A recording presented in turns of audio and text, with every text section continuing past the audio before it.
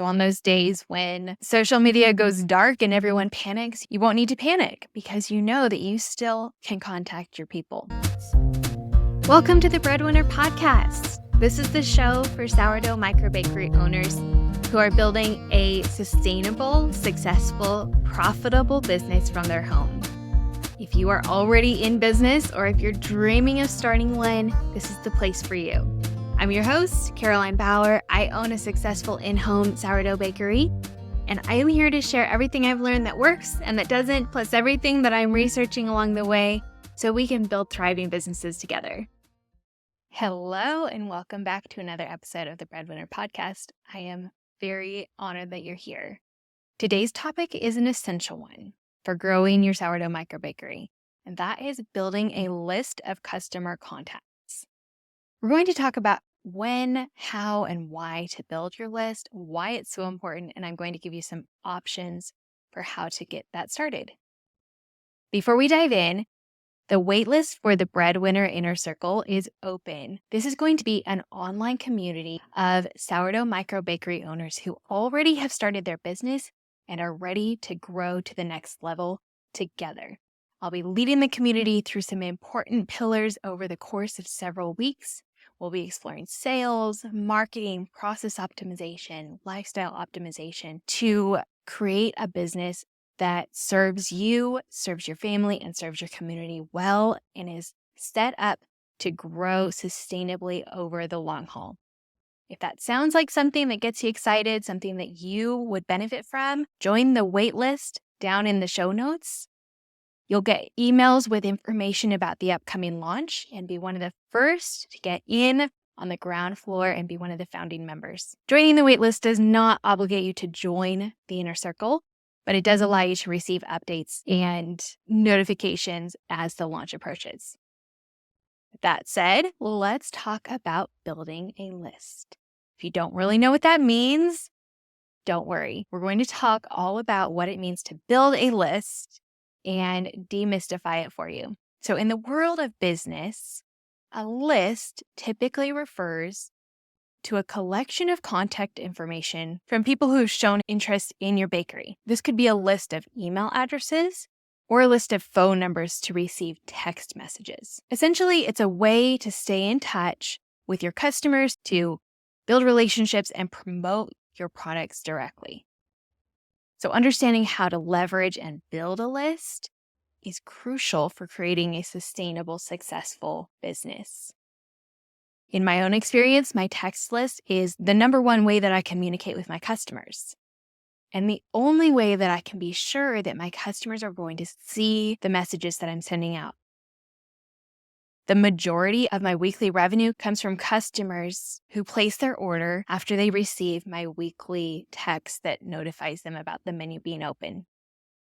I'm a huge believer in growing a text list for this specific niche, even more than an email list. But we're going to talk about both options. And either way, I will not stop shouting the value of building a list from the rooftops. So let's get into the details. Let's start by talking about when you should start building your list. Do you wait until you have a certain number of recurring customers? Do you wait until you reach a certain amount of consistent revenue? The answer is do it as soon as possible. Do not wait. Here's why starting early is beneficial. If you start collecting customer contacts from day one, this is going to help you build relationships with potential customers before they even buy from you. Now, to touch on that relationship side too, when I was first starting my bakery, very early in the first couple of weeks, I started building a text list. I did not have an ordering platform, so I was manually sending texts to remind them when to order and then to remind them when their order was ready to be picked up. And this personal contact invited a lot of conversation and allowed me to develop more trust and more of a relationship with the customers who were new to my business. We had no rapport yet. I had not been established long, but allowing them to have close contact with me, to have my phone number, albeit they don't need to know that it is a phone number that's separate from my personal number, but they had close access to me and I could contact them and I could ask for their feedback. And so I think that really played a key factor in establishing my successful business from the very beginning. All right, so relationships is the first why you should start building your list. And even if you're very early in your business, why you should get started. The second is consistent growth. So building your list from the start means that you don't have to scramble to build it or chase down people's phone numbers or email addresses to notify them when you have a big launch or seasonal promotion coming up. You already have their information and you already have a list of people who have indicated that they want to hear from you when you have those things coming up. Let's talk about why building your list is so valuable. First is the direct communication aspect. Having a list of phone numbers or of email addresses allows you to communicate directly with your customer without relying on social media algorithms. So if your method so far has been to post on social media when your orders are open, that's fine. Keep doing that, but do not let that be your only way of communicating with your customers about menu changes or updates or when your menu is open. Because of the way the social media algorithm works, the chances of everyone who wants to order from you seeing that post are basically zero. A lot of people are going to be missing out because the algorithm prioritizes who sees what, and you don't have any say in that, unfortunately. However, if you're sending a text, that text is going to land in people's inbox, and the chances of them opening it and seeing it are so much higher. I don't know about you, but I open just about every single text that I get, even if I don't respond. I open those texts. I'm going to see it, and I'm going to be much more likely to take action and click the link to order than if I just scrolled past a menus open post on Facebook or Instagram. So that kind of goes into the next point. You have increased sales opportunities if you have a list because it's much more easy to inform all of your customers, everyone who has opted in, who has shared their contact information with you, when you have new products, when you have special offers or events or promotions. So this will naturally lead to more sales. Another thing is it makes it easier to gather customer insights. So if you have that direct line of communication, chances are you'll start getting texts to say things like, "We loved the cookies," or "Bring us more focaccia," or feedback about what they want to see from you. Additionally, you have that open access to send them something like a link to a survey. I talked about this 2 episodes ago in episode 14, how you can utilize a survey to receive feedback from your customers about what they want from your business to help you shape your upcoming offerings. So a very effective way to share that survey would be sending it out via email or text. Another reason why building a list is so vitally important is that this is the one thing that you own and control. Even if Facebook or Instagram or any other social media just completely disappears, you will still have a way to contact your customers. So on those days when social media goes dark and everyone panics, you won't need to panic because you know that you still can contact your people. That is probably one of the most important reasons to build your own list rather than rely on social media to contact your people. All right, now that we've talked about the why, we're going to talk about the how. We'll break it down step by step, make it feel very simple. So if you're a little bit unsure or overwhelmed by the idea of building a list, I'm going to make it easy. The first step is to pick your platform. If you're building an email list, you can consider an option like MailChimp, or if you're using a product like Square, Square has a built-in option where you can collect customer contact information within the email list integration in Square. They're user-friendly, they're generally budget-friendly, and easy to start with for beginners. MailChimp is just an all-in-one email service. It also has texting capabilities, as does Square. Square and MailChimp are both a lot more expensive to text from than the text option I'm going to share in a moment. But right now, we're just focused on email. If you use an ordering platform like Simply Bread or Hot Plate or Cast Iron or one of the other options, or even if you use something like a Google form or a Jot form, you can collect email addresses or phone numbers that way too. I will say I use the Simply Bread app and it does collect phone numbers, but it doesn't integrate with the text platform that I use. So I do still try to get customers to opt into my text list because I can personalize what I'm sending them versus the Simply Bread app does not have an option to send a message to all my customers other than their preset messages that go out when orders are open or orders are ready to be picked up. If you decide to go with an email list rather than text, you can consider one of these options or do some of your own research and see if there's another one that fits your purposes better. There are tons of email providers out there. It's just a matter of finding the one that fits your needs and fits your budget. If you don't want to do the research, I would recommend just going with MailChimp, or if you use Square, using the built-in integration there. All right, let's talk about text lists. So I knew that I wanted to go the text versus the email route for my business, and I did a lot of research into all of the options for a mass texting platform. What I found is that a lot of them are very pricey, and they're priced on a tiered model or priced like per send. So it can add up pretty quickly, especially if you start building a pretty robust list. The platform that I finally settled on is called Project Broadcast. If you've been listening to this podcast for any amount of time, you've heard me talk about this so many times. I'm not affiliated with Project Broadcast. I just am a very big fan of the product that they offer. It has worked really well for me. The one issue that I had several months ago, they resolved very quickly. So I'm a fan. It is the most robust option I've found. So a lot of options as far as automation, scheduling, messaging individually, but it's also the most affordable option that I found. So it's about $22 a month. If you go over about 500 texts a month, I think it starts charging you a little bit more like per text.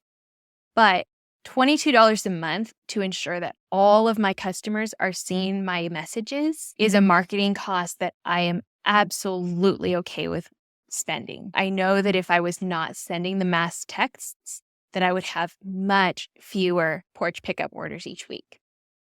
So Project Broadcast is about half the cost of any other texting service that I found, including something like Square. And what it does is gives you a local number, so an area code that your customers will recognize, that is separate from your personal number. So all of the communication that goes to the Project Broadcast number goes into that app. So it's not going into your messages app. This is a little bit different from something like the Simply Bread app, where you can send a message, but it's going to and from your personal number. I personally just don't really want my customers to be texting or calling my personal number, so I needed that separation, just the business life separation. So I really like that local number and the app that keeps all of my business correspondence organized. I can search someone's name, I can search a keyword. So once you've chosen your platform, how do you get people on that list? So you'll want to set up some sort of sign up form or sign up system. This can look like adding a sign up form to your website, a little opt-in where people just put in their phone number and their name or their email address and their name, and it goes straight onto their list. Now, you might incentivize this by offering a little bit of a discount or a free cookie or something with their first order once they give you your number. I don't do that personally. I just offer the text and they can choose to opt in if they want to. A really easy way to do this at an in-person event would be to create a QR code that brings them right to the page where they can sign up for your list. If you have a text list, depending on the platform, if you use Project Broadcast, you have the option to create a keyword. So I have the keyword bread. They text it to my Project Broadcast number and they're right there on the list. There's also a QR code that I've set up where if they scan the QR code, it opens up their text app with the word already populated, and all they have to do is hit send to get on my list. Very simple. The fewer friction points, the easier you can make it for your customers, the more likely they are to give you their contact information. So it should be quick and it should be simple. You can also share and invite people online to join your list. This could look like a monthly or weekly reminder that something like, hey, if you're not already getting my texts or my emails, here's how to join, and give them the link or give them the keyword to text to invite them to join that way. You could also, if you're at a local market or an event, you could go a little bit old school and just have a piece of paper on a clipboard and invite people to write down their email address or their phone number. There's a little bit more room for error here. Not everyone's handwriting is easy to decipher. You'll have to manually enter it, but that is an option. It's pretty simple, pretty straightforward. Everyone knows how to write down their name and their number. So once they're on your list, what do you do with that list? How do you take it from being a list of contact information to being an incredibly valuable resource that drives sales to your business? This is where the magic of the list comes in. So the first thing to do is to welcome them. Whether you have an email list or a text list, send them something right away to thank them for joining. You can give a brief introduction to your bakery, share a little bit of what they can expect. And if you're offering something like a discount, you would deliver that in your first welcome email or text. I have mine set up to text them right away when they join with a little question. I like to start a conversation and engage them and let them know that I am here and I am excited that they're now on my list and I am available for interaction. So when they text, I say something like, you're on the list now. You'll get weekly texts when my menus are open on Sundays. In the meantime, what is a flavor or a goodie that you would love to see on the menu? They don't always respond, but every so often they do, and I always respond back and thank them for their feedback. And that helps me to shape my decisions for the future products too. If I know what people are looking for, and if the same thing gets asked for multiple times, chances are I'm going to consider adding it to my menu. This also creates a touch point or kind of lets them know what to expect if the menu isn't open right now. So my menu only opens on Sunday afternoons and closes on Tuesdays. The rest of the week, they're pulling up kind of a blank screen. So I want them to know when they join the list that they'll be hearing from me on Sunday. So once you've sent that welcome text, the next thing to do is to send consistent communication. You can decide what this looks like for you. For me, it's a weekly text. Every single Sunday at 3:30, I schedule a text to go out. And this says usually a little bit of a personal something. I keep it pretty short, but a little update, a little greeting. And if there's something important that they need to know about the menu, or if I maybe won't be offering bread in a future week, I let them know in this text. So I encourage you to choose one day and schedule it every single week on the same day so that you know that's coming up in the week and you're not going to procrastinate and your customers begin to know to expect it too. So if ever I send it slightly late, people will text me and they'll be like, are you baking this week? They have the consistency of several months of this has taught them what to expect, which is a little important side note. When you start building your list, expect it to be a process. Expect it to take some time. You're not going to have 100 contacts overnight, but commit to it and stick with it consistently. All aspects of your business will grow with consistency. If you try it once, don't think it works, and don't get another shot, you will never get a chance to experience whether or not it would work. So I've encouraged you to be consistent in many other episodes. This is another reminder to give everything the time that it needs and make sure that you stick with it to reap the rewards. So once you have the process rolling, there are a couple of ways that you can continue to improve. If you're doing an email list, you may want to try different subject lines to see how it influences the open rate, try different offers, different content, and see what works best for your audience. You can regularly check in and see how your list is growing, or how your texts are performing. If you feel like you need an infusion of new customers, you might promote your email list with some sort of giveaway or an incentive and blast that out in your social medias and in local social media groups. Just share that as much as you possibly can. Lean into what works well and scale back on what doesn't. All right, to recap, there are a couple of tools and resources that I've recommended. The first is MailChimp for building an email list, or Square Another email provider that's pretty common is ConvertKit. This one's a little bit more robust and also sometimes a little bit more expensive depending on the package that you need. MailChimp does start out with a free tier, which might give you exactly what you need to get started. For text, again, I recommend Project Broadcast. Honestly, I would say you can do your research, but you likely won't find another option that has as much capabilities and is as affordable as Project Broadcast. If you want to just skip past the research, go there. That's my recommendation.